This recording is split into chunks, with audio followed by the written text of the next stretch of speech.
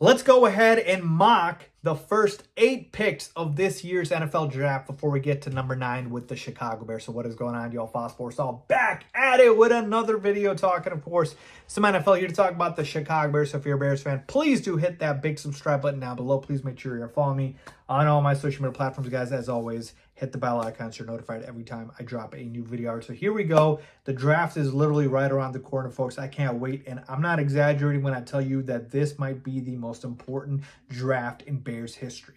When you talk about the implications of what we could end up with and what it could do for our franchise, getting a franchise quarterback and more, this could be it, folks. So I can't wait. I'm hyped. I'm excited. So in this video, what I thought I'd do is just give you guys my mock of the first 8 picks before the Bears pick at number 9 and see how things shake out. So here we go. At number 1, the Chicago Bears select, no suspense here, Caleb Williams, quarterback out of USC. And folks, this has been the biggest lock since the Bears went ahead and traded Justin Fields to the Pittsburgh Steelers. So to me, really no explanation needed here. Best quarterback prospect coming out since Trevor Lawrence, really Andrew Luck, honestly. So Caleb Williams is oozing potential, and he's got the chance to be the Bears' first real franchise quarterback, if you will, that, they've been starving for. So I can't wait for that. So Caleb Williams is a lock. Ryan Poles not passing him on, and there's no mystery here. The draft really starts at number 2.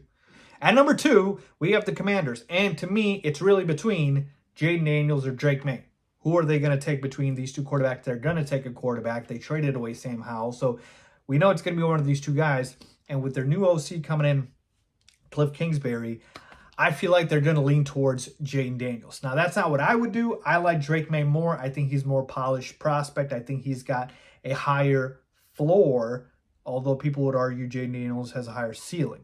But I think Drake May is better, and I would personally take him at number 2. But I'm telling you what I think the Commanders will do, and I think the Commanders will take Jaden Daniels because of that potential.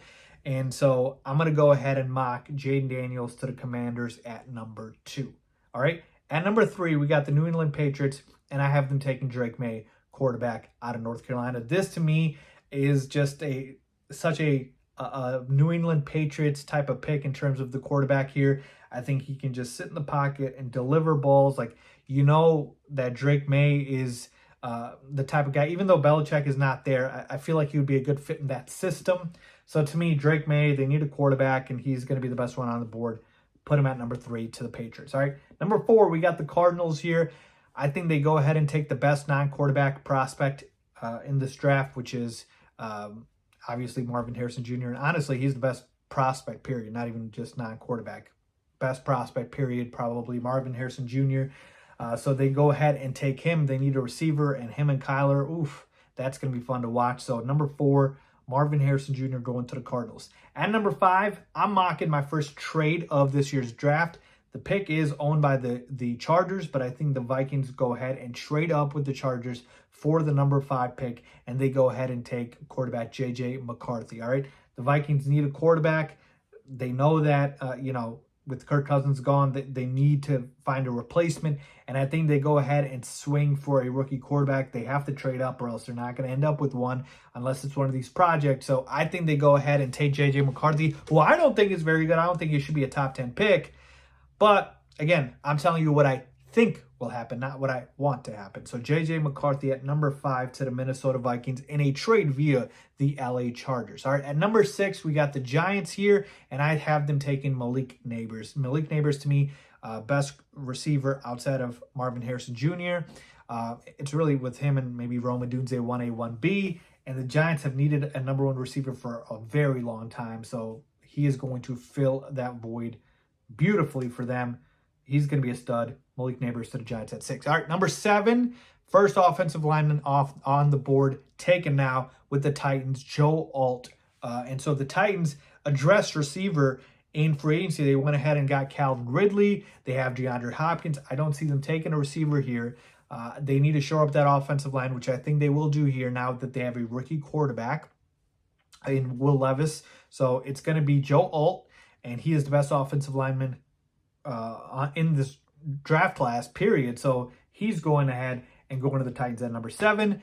Let's move on to the Falcons at number 8, and I have them taking Dallas Turner, the pass rusher. So to me, the biggest need for the Falcons is their pass rush. So with Kirk Cousins coming in, they did go ahead and take Darnell Mooney. They have Drake London. They have Kyle Pitts. They have no shortage of pass catchers. So I see them going defense here with a guy like Dallas Turner. All right, so that is who I have the Falcons taking at number 8. So here we go at number 9.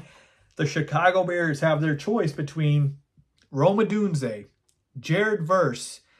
They can go ahead and take an offensive lineman. There are a couple out there. Ultimately, what I think ends up happening here is the Bears will end up taking Rome Odunze. I think Ryan Poles realizes that, hey, I'm going ahead and taking my franchise quarterback, and I am not going to leave any stone unturned in terms of giving him the most help possible. Yes, I have DJ Moore. Yes, I have Keenan Allen. But I need to get a guy who is going to be lockstep with Caleb for years to come, and that's going to be Rome Odunze, who's going to grow here with Caleb, in that kind of trajectory. And Rome Odunze could end up being the best receiver in this draft class. He's got that much potential, just flat out can ball out. So to me, yeah, they could go pass rush, might be a bigger need for them. And a guy like a Jared Verse, they could go offensive line. Certainly, they could trade down. But ultimately, I know this might be the square pick, but I truly believe if Rome Odunze is on the board, I don't think Ryan Poles is passing up on him. And I think he's going to go ahead and take all the blue chippers that he can. And make no mistake about it, Rome Odunze is a blue chip prospect. So to me, that is how I think the first 8 picks shake out, with the Bears at number 9 taking Rome Odunze. That is my official prediction before this year's draft. Let me know what you guys think, man. Leave a comment down below with your thoughts. As always,